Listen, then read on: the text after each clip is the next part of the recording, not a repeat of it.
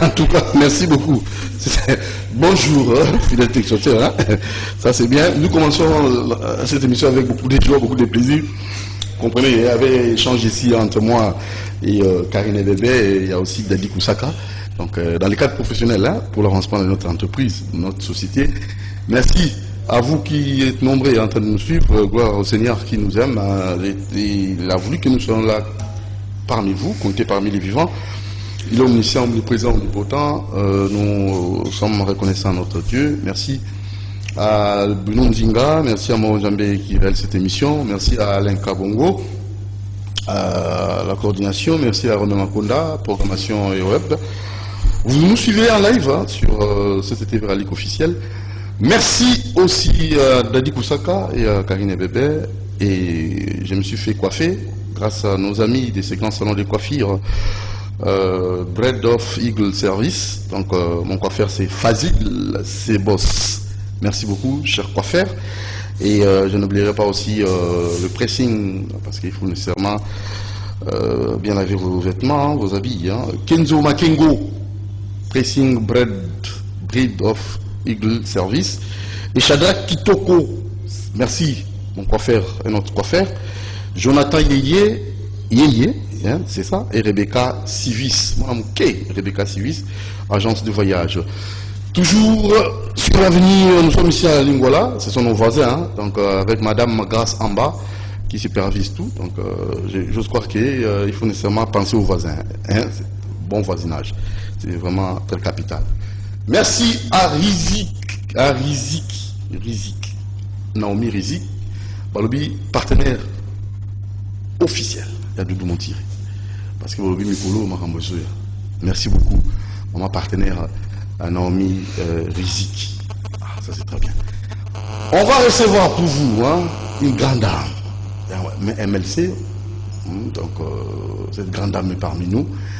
Vous savez, MLC, avec le président national Jean-Pierre Magumbo, il y a aussi des mamans maintenant au Balamouki. Réveil Moko, brutal. Balobi Bazo Kangaba Platonios, Barozang Latena Bémission. Maman a besoin Doris Bounio.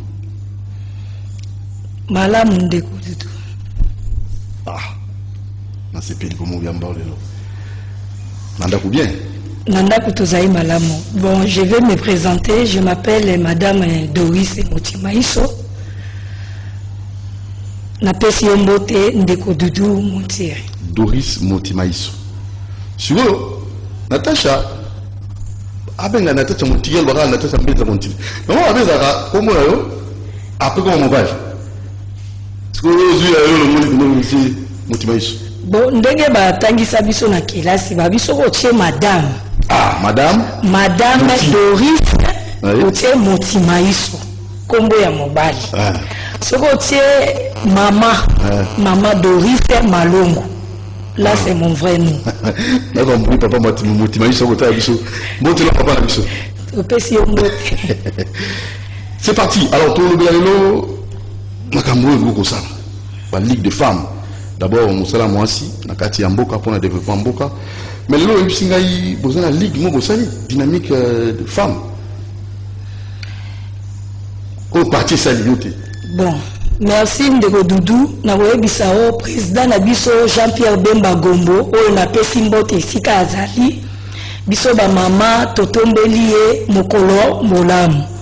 Président Abisso Jean-Pierre Bemba Gombo azwaki makanisi ya kosala o ezali ligue des femmes o tobengi yango na mokuse linaf nde biso ba mama ya ba structure na ya parti politique ya biso MLC to sangani biso banso pour ngosani to sangani biso banso pour na kopesa ba mama makasi pour na kopesa ba mama makanisi ya ndenge nini ba travailler na société. Bandi ezali sika ezali pende ya sika te mais to umbeli muke nde sika to bandi penda musala nde babengisi biso baso ba mama neti ngai mama Dorise nazalaka na dynamique Bemba président. Oui. Sikoyo basangisi biso baso ba mama ya MLC. Oui. Basangisi biso banso ba mama ya dynamique bemba basangisi biso banso ba mama nyonso ya structure pona ba structure nyonso ya MLC ba mama bazali de balobi to créer ligue des femmes wana ezali nini makambo biso ba mama to banda ko zwa ba projet na biso to banda ko pesa yango na ligue des femmes nde ba memi yango pa président Jean-Pierre Bemba Gombo makambo ba mama bozali na mozali ezali ebele mama ba papa ezaka kwa fo bakati ngai et pas Shadrach kitoko to fazi c'est boss il est bimisi na maman to ko bimisa ndalo ba projet ya maman limbisa ndeko Dudu ozali papa limbisa lokwa nazali ko loba makambo ba maman nde na bossa très bien alors na zali ko likete na MLC vous pesi moi c'est sika to ba pesa la base sika ba maman ndeko Dudu na koloba ligue des femmes esalemi sima ligue des femmes euti kosalema mikolo oyo mais MLC asapesa mama makasi kala wana président kutu azalaki te azwaki mokonzi oyo azali ya mwasi secrétaire ya biso mama vice premier ministre ya environnement mama Bazaiba apesaki ye déjà mokonzi ya kokamba MLC wana mokonzi azalaki nano na prison pona koloba ete MLC epesa ba mama valeur depuis kala eza kaka sika te ligue des femmes ndeto basali sika mais ba mama bazali déjà na ligue de na MLC depuis kala alors ba mama ozo bazui en fait mama Bazaiba Alexis Okasi même la ministère azo ça la vice primature makamboza au monana mais ba mama ko pesa bango ko tsa bango liboso ko bakumbela makambo eza na résultat malunga oto zo na sima ndeko Dudu na koyebisa yo ezali na résultat mokonzi ya biso président ya biso Jean-Pierre Bemba a découvert ba mama pe asepeli na ba mama pona koyebisa ete ba nomination uti koleka lisusu na ba mandataire atiki ba mama te asui ba mama pona koloba ete ba mama bazali makasi ba mama bazali kosimba ye wana penza esika biso ba mama to kangami okotambola na ba parti politique nyonso okomona makambo ekoma te parti politique moko te secrétaire général secrétaire à parti azali mwasi à part kaka biso na MLC pe awuleli mbula na mbula azali toujours kokamba bisika ebele mokonzi ya biso Jean-Pierre Bemba Gombo apesi valeur na ba mama et puis esuki wana te ata ba papa o bazali na kati bazali pe d'accord biso kuna na MLC bolingo penje ezali différence ezali te kuna na MLC ba papa ba mona biso to sala malamu pe bazali ko appuyer biso okoyoka wana soki mokonzi ya biso Jean-Pierre Bemba nommé mwasi na esika moko okoyoka ta moninga te alela ete mokonzi azali ko nommé basi pona koloba ete tozali malamu makambo nyonso ezali ko tambola malamu maman ya MLC opesa résultat malamu oza nominga te tokopesa résultat malamu ezali komonana te ndeko Dudu ezali komonana mokonzi o bazui ya secrétaire général ya biso mama Bazaiba tango bapesaki ye ministère wana bato misusu bamonaki yango lokola to pe ndenge nini mais sikoyo ba résultat ezali mama uti ko gagner ezali ya motuya esila nano kosalema te ba résultat ezali est-ce que bato mingi bazali ko comprendre yango que maman a travaillé ezali facile te babiloko wana misusu bazaki oloba ete kosimba kaka na basi na mibali mais maman a se prouvé penza que azali nde na mosala ya azali na différence ya sexe te biso na MLC différence ya sexe ezali te biso tozali komona se moto pona koloba ete tango nzambe akelaki mokili akelaki se moto na elilingi ya ye ya différence te a différence aki te ke oyo mwasi oyo mobali akelaki se moto na elilingi ya ye biso basi tozalisi na elilingi ya nzambe pe lisusu mbala oyo mama epubuke Christi apesi lisusu ebonga ndeko Dudu site omoni ngai na ye awa na ye nde nesengo ya nini lisusu mama esengo ezali makasi esengo ezali tala na beteli mokonzi ya biso maboko mokonzi koba bolingo wana ozali kolakisa ya biso ba mama yo pesi biso valeur na tombeli yo se musala bolamu continue na musala yo yo osala musala na différence te osala musala na tribalisme te yo osala ka musala ya yo otali moto oya koki na esika ye na te osana otala ka se compétence ya mutu osala na différence na mutu te otala ke oyo azali ekolo ya ngai oyo azali ndeko ya ngai oyo nde asalaki ngai bo yo tiaka moto na esika ya ye na pesi yo lisusu longonya biso ba mama ya Ligue de femmes oyo moko okreaki toleki lelo mpona kopesa yo longonya ndenge ozali kopesa biso ba mama valeur ozali kolongola biso basoni kolongola biso Dudu miso donc simbi ba mama otumboli Jean Pierre Bemba Gombo osimbi ba mama otumboli Jean Pierre Bemba Gombo ndenge biso ba mama tozali boto simbi pe mokonzi ya biso ndeko Dudu tu peux me savoir mon cœur tu as rubrique diététique avec le docteur Athanase et Tozon Lassima pour notre Tokoba na bandi ezali importance avocat je crois c'est ça ce avocat et là mususu kaka kolakisa bato santé za na litomba il faut se kolia bilei biloko ba biso solution na ba problème to na ngo na ba guérison to na maladie to na ngo voilà na boké bien na sima to tout pe mi tuna va to kota na dynamique Bemba président structure vous allez c'est parti.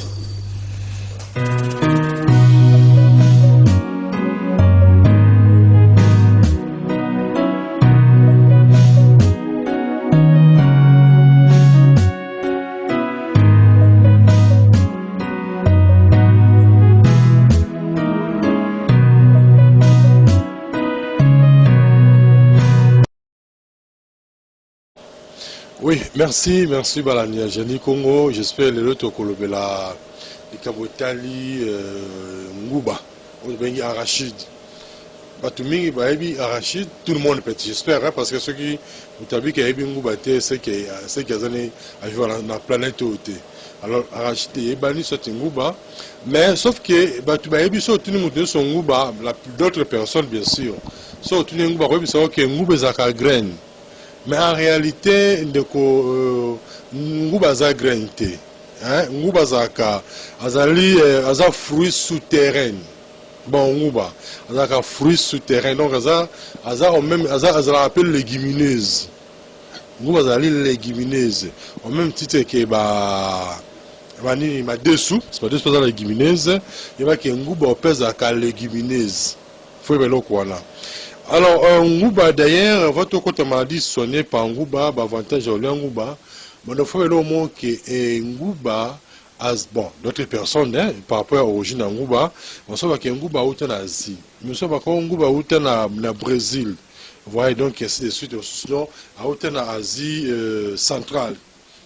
Mais d'une manière générale, Ngouba est dans la famille à Hypogea, donc, Hypogea, on a une famille, pardon, non signifie qu'il y a Ngouba, mais famille née à Fabacé.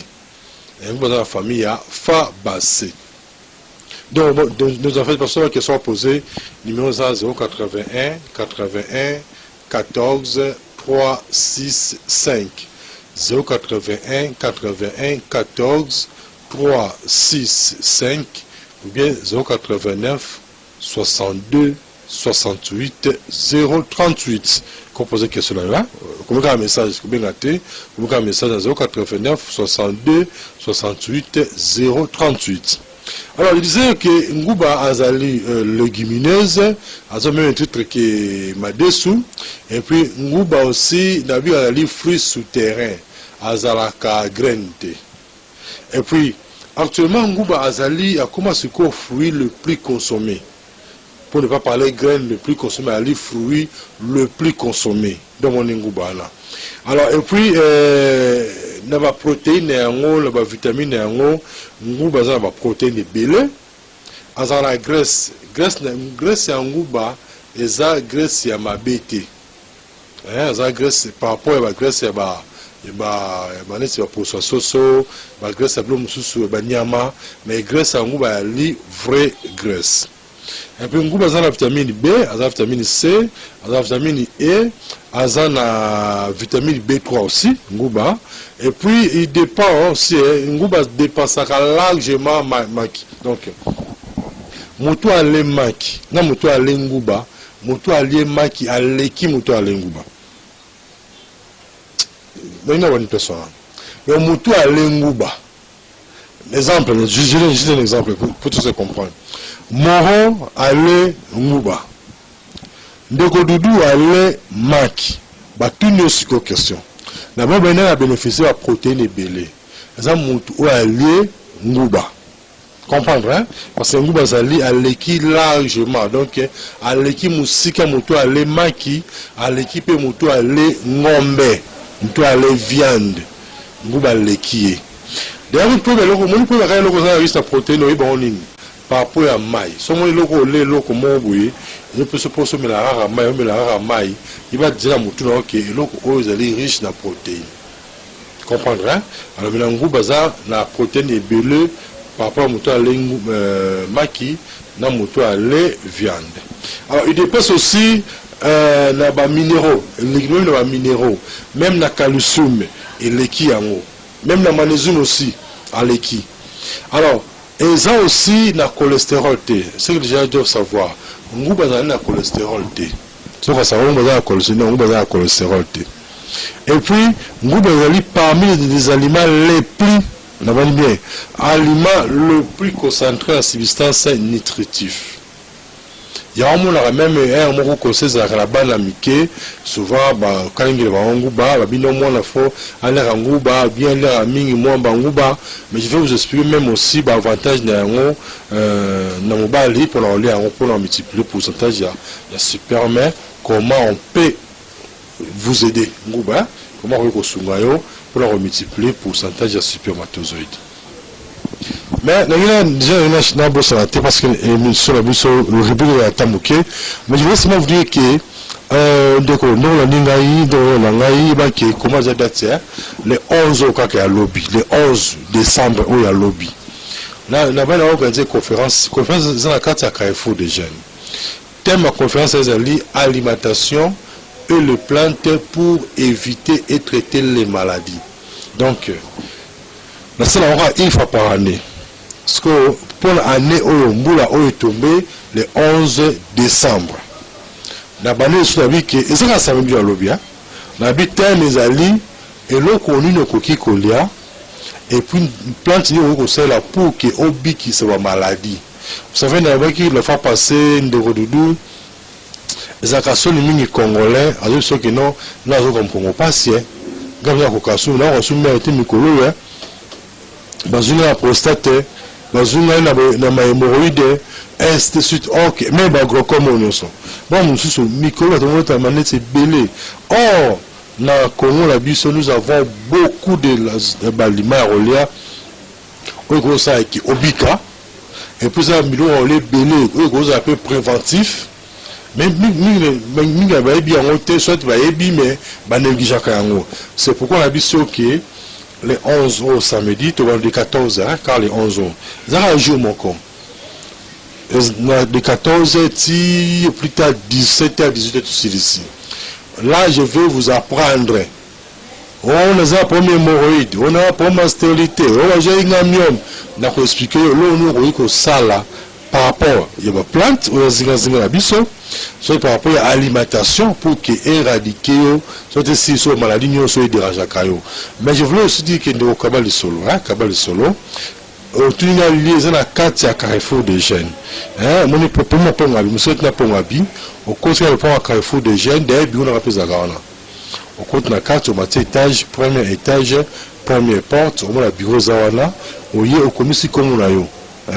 Mais comme ça va te connaître, ah, il y a un nouveau mois voilà, nous allons faire parce qu'on a loué salle, ça nous a loué, nous avons fait l'été parce que la seule fois parce que nous avons responsabilité la loué salle. Donc ce lieu quoi a contribution d'ailleurs avant le fils que tu as dit de là on nous permettre aux gens se rendre bon là, pour se voir moi voilà, là équipe bon là, on a loué l'eau salle. On comprend hein? Donc on va quand même à beau côté. j'espère que si nous passons un livre aux Zala, si nous avons un livre aux Zala pour qu'on bénéficie de la connaissance. Mon souci a toujours été que mon génie comme cause appelle génie sur l'alimentation, sur l'environnement. Oui, la plante au bic samadi boye, et là on a l'air pour la bic samadi boye. Comme j'ai toujours dit, l'air a été pour la rotonda, mais l'air pour être à bonne santé.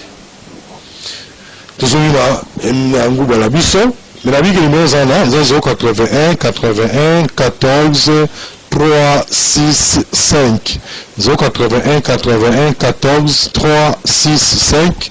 Nous avons posé un sur ma livre na comment nous avons posé dans snabis même petit ou l'équipe au somba. Alors pour la ngouba on a déjà du ça qui est là talara covid.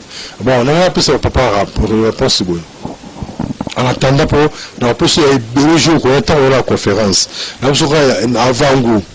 Au moins, ce qui est aux ans la première, qu'on multiplier mobilité dans le volume de spermatozoïdes, dans le sumoboué. Sur les options de la masanga, dans le système de l'air à mingi, ngouba mai na likasu. Comprendre, hein? Mon na likasu, non la likasu, na ngouba mai ensemble. Mais si nous avons la première tension matarando au lieu à ngouté. Mais si nous avons la tension normale, au lieu à ngouba mai na likasu. Comprendre.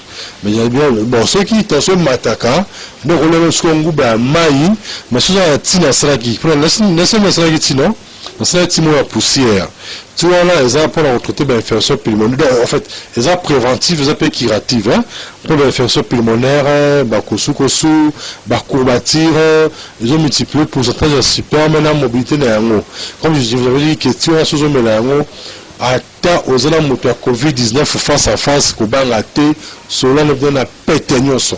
Et d'ailleurs je vous avais aussi conseillé so je moni besoin de ça test à COVID-19 les cas de cabinet dans là nous avons quatre carrefour de jeunes so mona otiwana maintenant on a nous appelé que ça test là yo pour toi tu vas voir j'ai bien sûr. C'est ça naviguer que le 11 décembre le 11 au kaka tout à l'heure carrefour de jeunes la conférence nous avons organisée la vie de Kozanga Tifoya. Thème alimentation et les plantes appropriées pour éviter et traiter les maladies. Hein, je parle de maladies parce qu'il y a plusieurs maladies Kozanga Kozanga. Je sais que ma chaîne est belle, c'est pas par hasard on dit chez nous. Ma chaîne est belle, mais ça va permettre aux chaînes européennes, on appelle Génie Congo, on appelle communiquer. Alors, ce Kozangi, comme j'ai toujours dit, hasard et zalakate. Zaki a vu la tendance de Zolo Kabemba, bien après, la 089 62 68 038. 089 62 68 038. Comment prochainement la région un peu moquée na Ngouba, a plutôt côté de l'eau Moussous. Merci, bye bye.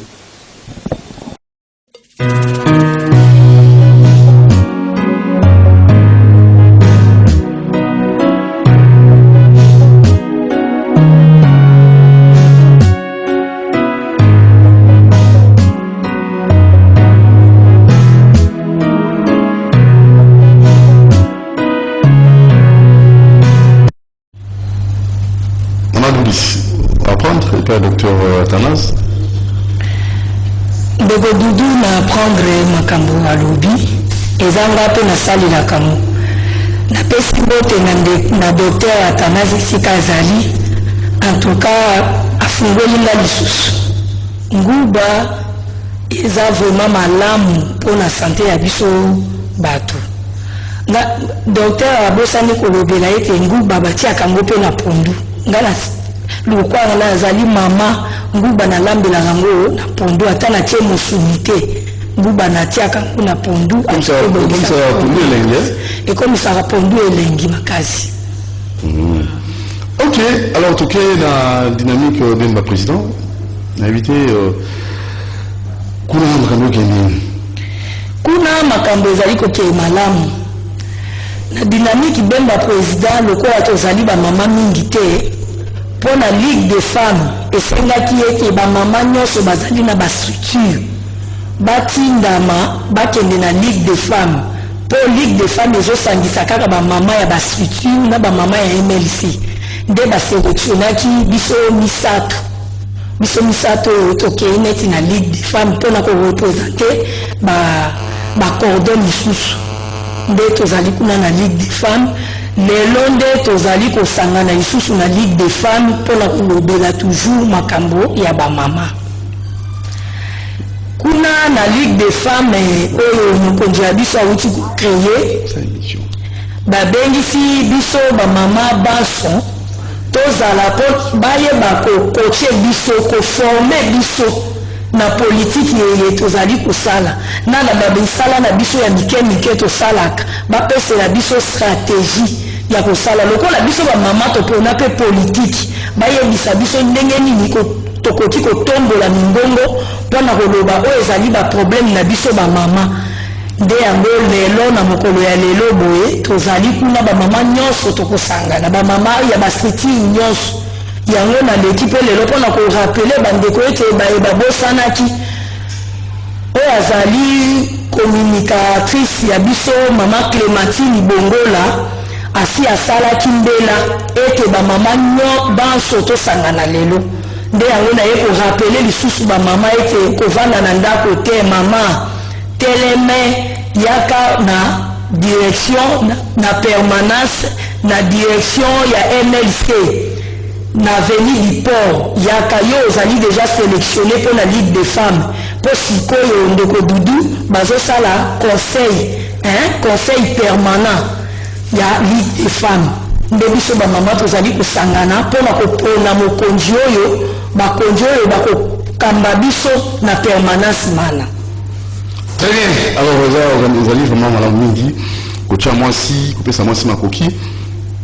Et à développer un beau cas, mais maman, toujours il y en a des comme tout le monde, tant qu'on est.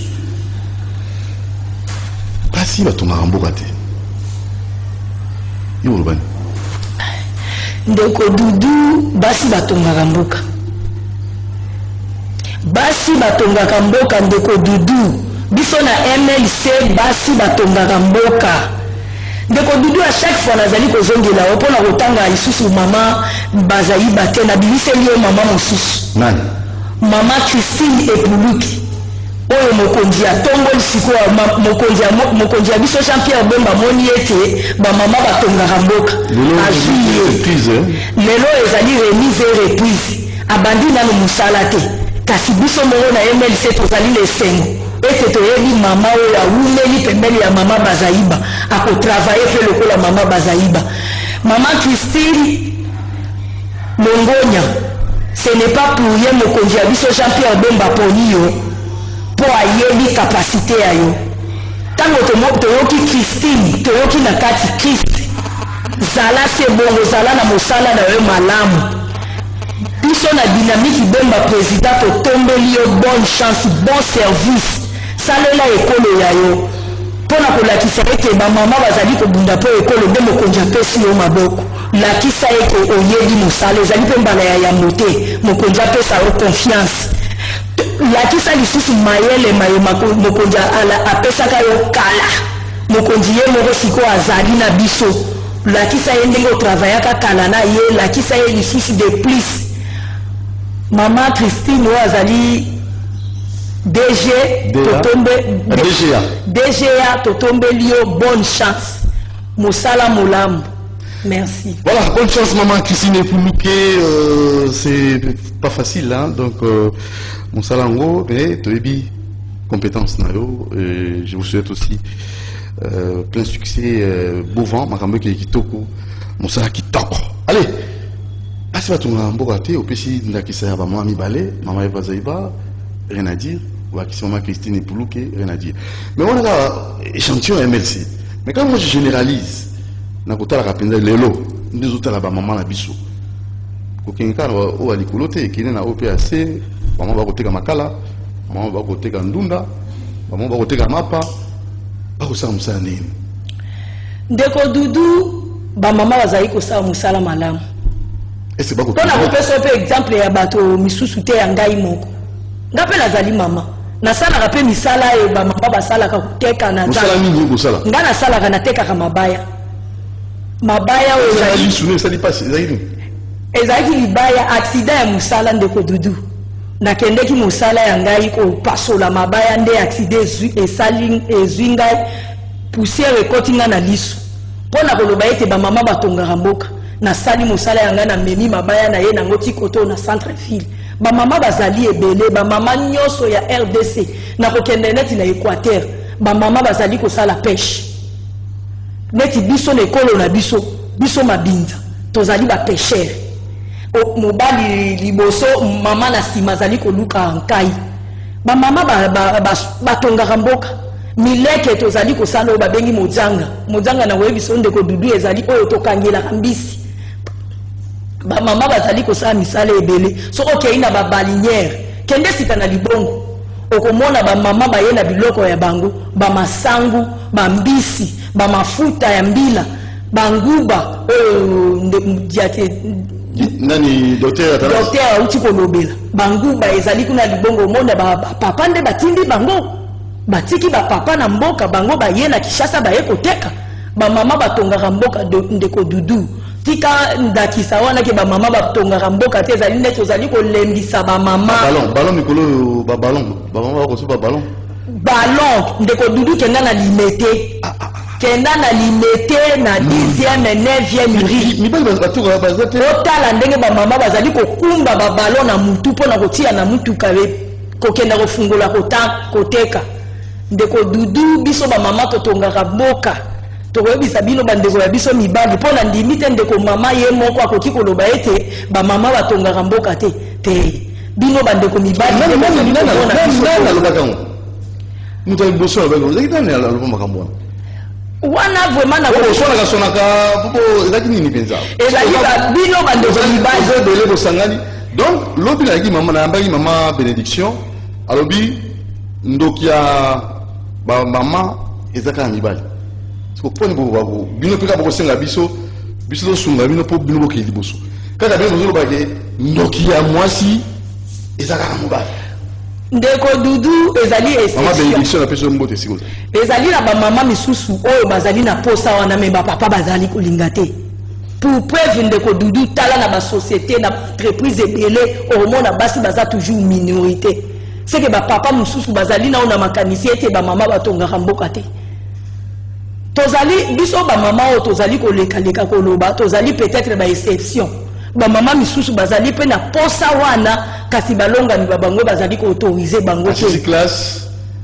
azali na compétence capacité azali na compétence mais mobali aboyi ayebisi place na ye eza na cuisine mobali alobi na ye place ya ye ezali na cuisine kobokola bana ndako koprocréer bazalaka na souci bamama ndenge wana eliaka bango na motema eza mosusu bala bali alongoli mosala fana na ndako ngamona kobunda ezali na bacouple misusu ndeko dudu mobali mwasi aye kosenga ntango omoni mwasi aye kosenga yoke nazwi branchement mpo na sala ntango boyeli ye okomona mwasi akomise kokondo mwasi akomise kokondo etiali ye susi ete mobali ya ngai atie nga na mpona entre libala na mosala yepe musika bon yabi mama musika boy dika moke ekomi opolo ekomi kopono te ndeko dudu biso basi toza na posa ya kosala tokutanaka nango na bacouple mpona entre parti politique ngokota ezali ebele ti ngai ndenge nazali na parti politique ya MLC molongani yanga azali d'accord ezali na baparti mosusu bato misusu balingaka yango te ndeko dudu yokanisi ngai nazali na opposition na mobali ya ngai oyo mobali autorise ngai na ya na parti politique ya MLC c'est que mobali pe azali d'accord na MLC azali d'accord na oyo MLC za projet ya MLC c'est que azali d'accord ce qui ezali opposa et ko créer problème na couple pongo nganyo surtout na kokina ya bo oluka kaka empêcher ngai siko yebisa so na mama Doris maman bele ba hotala yo pesa wa makanisi pesa wa maeli pesa wa orientation en tant que génie du jour nini o ba ko sala. Quel était votre secret pour le mois si à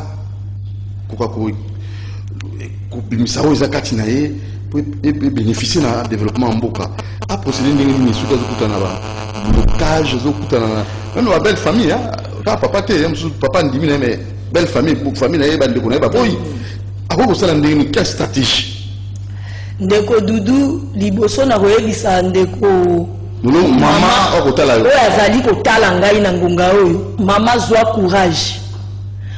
courage ya kovandisa molongani yayo et puis pesela ye oyo olingi kosala na yambo neti nga nazali na politiki akopesela ndeni na koyebisa ndeko mwasi pona na le parti politique parce que biso na MLC tozali koluka ba mama ngai esika na leki yawa na yebi ndeko yebisa mama ete yaka na kati ya MLC yebisa molongani yayo ete nazali kosala politique pona kobenda ba mama place oyo bakoyoka biso ezali na politique nde ezali kopesela ba misala ezali kolakisa oyo nini tosala neti biso na MLC ndeko Dudu bazali koyebisa biso ndenge nini mwasi azali akoki ko se comporter na politique mayele ya yo oyo ye nango bango balambi yango lisusu pona kopesa yo ba courage kopesa yo ba emaso zanga ki pona kosala politique malamu ngai awa na kolobela iloko mususu te na ye koyebisa ba mama biso na MLC to pona kate biso na MLC to pona kate mama bazali na etape na ye biso ba mama ya wenze ngai oyo na telemi liboso ya yo nazali mama ya wenze natangi kelasi kasi nazwi nano musala te nazali na bino na wenze na ye kosala pe politique okoki ko kombine nyonso tu mibale parce que na politique nde tozali ko mema ba idée ya biso na gouvernement ezali na nzela mususu te bien que banzela misusu pe ezali ya mike kasi na politique nde yo mama okoloba ngoma mususu ozali na idée moko pona kotombola ba mama okokenda nango na ministère ya affaires sociales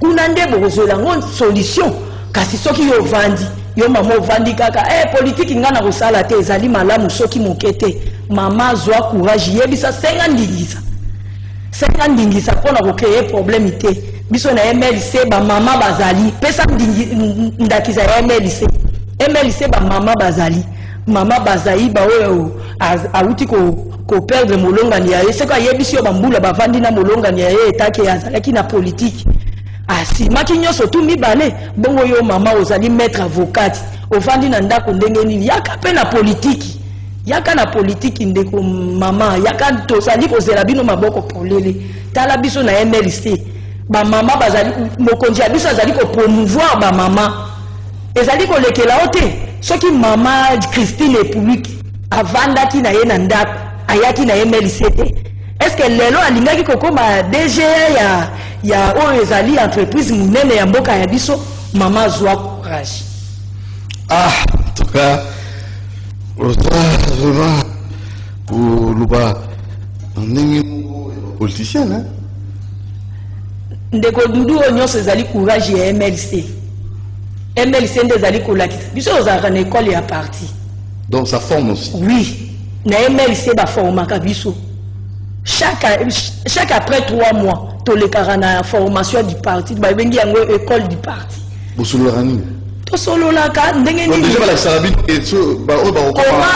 bato ya environnement bazali bato ya économie bazali bato ya culture bazali kuna déjà orienté structuré donc biso kuna na MLC ya lobiso aussi bokonzi oyo bakosala mosala balakisaka biso ndenge nini ya kogérer tozalaka neti ngai bonatanga nasala science commerciale administrative omona période mususu bazwi ba économiste nyonso lokola mokonzi ya biso ye moko azali économiste bazwi ba économiste nyonso ba informer ba période mususu bazwi ba docteur période mususu bazwi ba avocat basangisaka biso bongo omona formation balobi tozali na besoin ya ba avocat tozali na besoin ya ba économiste tozali na besoin ya batu boyeboy biso ba formaka biso ndenge wana pona koyeba ndenge nini ya ko gérer lobby parce que parti politique ezali esika ya kolakisa moto ndenge nini kokamba mboka tango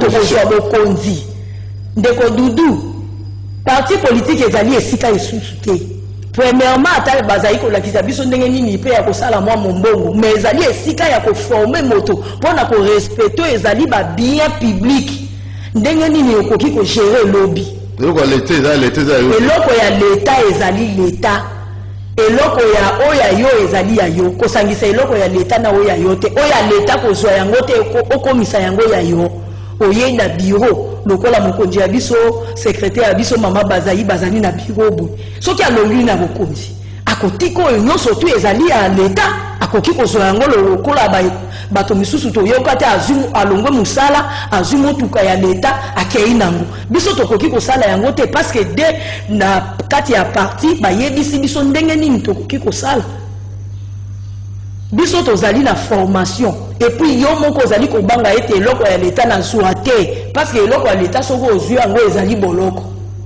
eloko ya leta ekopi ezali ya bato banso yo ye osaleli otiki moninga pe akosalela. Là, c'est une parenthèse, notre Kangango. Maman Doris, le 10, hein? Le 10 décembre, c'est ça, non?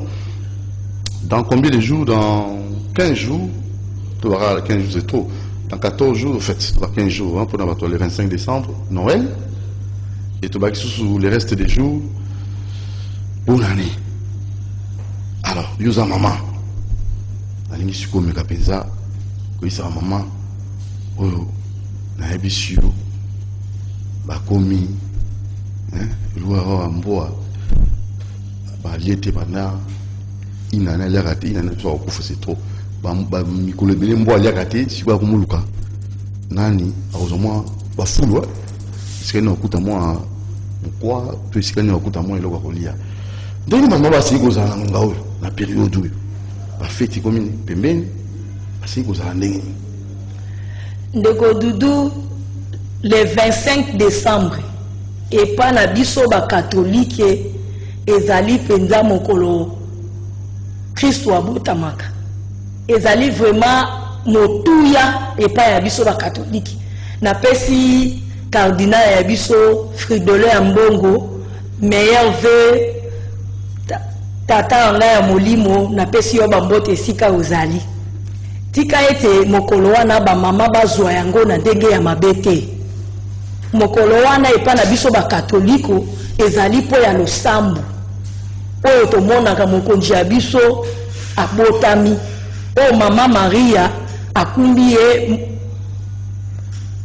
9 mois pe aye kobimisa ye nde to symboliser yango na le 25 décembre. Azemi eli mo santo. Nzembo eli mo santo. Ba mama ba mema yango na loyenge te. Azemi mo santo. Ba mama ba mama ba mema yango na loyenge te. La tata malongi ya confirmation. Na pesa malongi na ya communion. Nazalaka. Malamu ndeko. Ba mama ba mema yango te lokola ezali to pe ndenge nini. Wana pona biso ba catholique ezalaka mingi losambo et puis ko fêter en famille. Ko fêter en famille mokolo wana epa ya biso ba catholique. Lamba ya bana famille makomela nini bakolia nini na ngonga oyo ke na zando bato ba finani maboke ba mama bozo luka nini. Ndeko Doudou to koki ko changer yango te. Wana ezali Noël epa na biso ba catholique eza fête. Soki totali définition ya fête ezali manger, boire et danser. Et maintenant o bazangi makoki basa nini. Ça aussi on doit équilibrer. Makoki ezali OK. Ba o bazangi makoki basa nini. Yo en tant que maman. Eta que maman ba o bazangi makoki. Na bilamba o bazana ngo. Est-ce que ba ko bundana bundana te na ebité. Ba lata oyo soki ozana makoki te. Ba biso na catholique soki mokolo ya le 25 to benga bandeko. Bandeko oyo azangi yaka kosangana biso to fete ezali fete ya biso. Fete na babola. Na babola soko ozali tosala yango na avant le 24. Parce que le 25 mingi ezalaka biso na famille. On va vraiment en famille bozo fete. Mais rien n'empêche yeke ndeko ya zangi aya ko fete pa ya moninga. Ngomsu to sala ka to longo na famille ye. To ke na famille ko fete to tambola ndengo wana.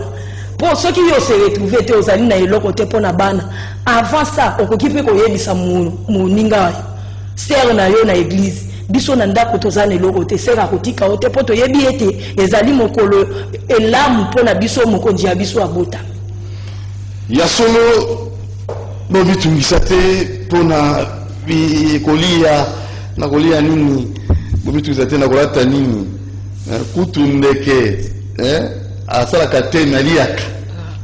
Est-ce que on peut le voir tant côté abato ne kasa kate aliaka. Parce que pas ndenge musupe akitna sipa mabilo boya kuti pete lokote. Déjà mon jamba le côté il a une salaki. Les Lucas je le côté. Est-ce que nous nous ba les autres symboles les autres to côté maté hein que ça symbolise quoi? Ndé kasa kate mais aliaka. Ba o bazana makokité ni nous ça ba. Ndeko Doudou tant bazolo bandeke sala kate aliaka. Non. Ndeke travail. La version anga ezali ete ndeke a travaillaka. Kolongo ndeke longwa ba likolo. On dit Bible, na ça les ça. Ndeke kolongwa likolo ko kitana se ko luka biloko. Ezali mosala. Donc là tu vas passer là on a monté mon ça bon. Pour clore, revenons à notre sujet. Tout le bilan manqué. Les Camboya dynamique Bemba président dans la Ligue des femmes pour rappeler le programme nyonso na batu balandi pour to komina suka. Ndeko Doudou na bengi si ba mama boya tokutana na Ligue des femmes. Na ebisaki bino ete coordonnatrice ya biso mama Christine Bongola asi asalaki mbela asi alekisi ba communiquer na ba structure nyonso alobi ete ba mama boya to sangana to zui ba idée ya sika boya to sangana to sa yango biso pe na dynamique Bemba président po to zali se eloko moko kuna na MLC Ndeko Doudou lokola basali Ligue des femmes et c'est sangisi ba mama banso ya structure. Très bien.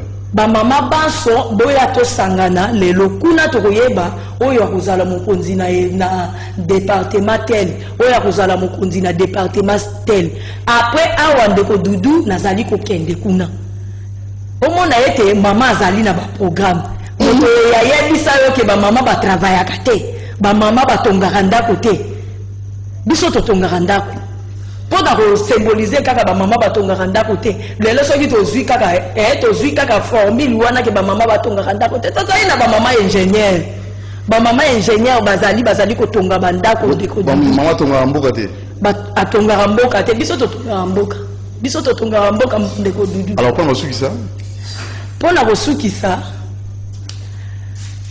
merci Ndeko Doudou. Na zo tindika mama MLC. Ozali ko tindika ba mama. Ba papa te. Ba mama esuki kaka na ngai te. Ba mama ba MLC mususu bozali wa. Ba mama. Tozali na papa Doudou Montir. O alobi ami pesi pona biso ba mama. Bino ba mama misusu bovandi ndenge ni. Mwe bokutana na Ndeko Doudou bo encourager ba mama misusu ba ya kosangana na biso na MLC. O ezali esika ba mama bazali na valeur. Botinda bandeko ebele. Numéro de téléphone responsable zalité. Tozali na numéro ya téléphone et biso na dynamique Bemba président ezali na numéro ya ngai mama Doris Malongo na pesi o ezali 085 811 3500.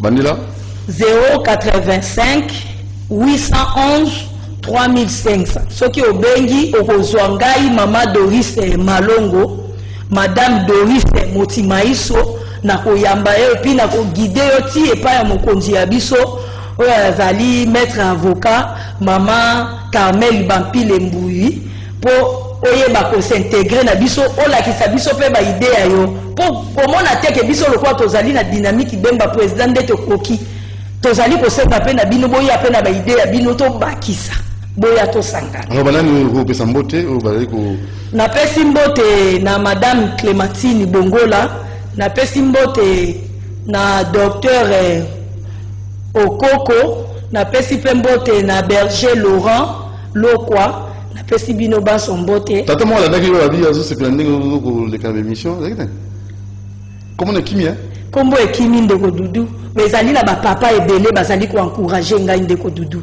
ba papa ebele parce que ndenge ezali boye nazali kozwa na Facebook ba papa mingi bazali ko féliciter ngai Doris Malongo Motimaiso. Très bien. Alors maman bonjour adresse ce que moni et c'est pétio benga maman pour aux orientations. Merci beaucoup. Merci Ndegoudou. Merci na maman Soalandi Bisso, merci na maman Riziki Naomi Balobi, une femme très très forte. Riziki Naomi, une femme très très forte. Elle s'est imprégnée, elle s'est imprégnée dans ce secteur-là, secteur vestimentaire. Courage à toi, Madame Riziki Naomi, parce que c'est pas facile, hein, donc l'habillement c'est pas facile. Mais vous avez l'art dans les sangs. Merci beaucoup. Merci à Moron Djambé, merci à Madame Karine Bébé, une femme très forte aussi. Hein, Bunda et Lombe Ngambe. Merci na Ndeko Brinonzinga, toujours dans la réflexion. Comment, papa. Merci na Brinonzinga, merci na Maman Makonda, merci na Lenka Bogo, na Merci Kifu, na Ndeko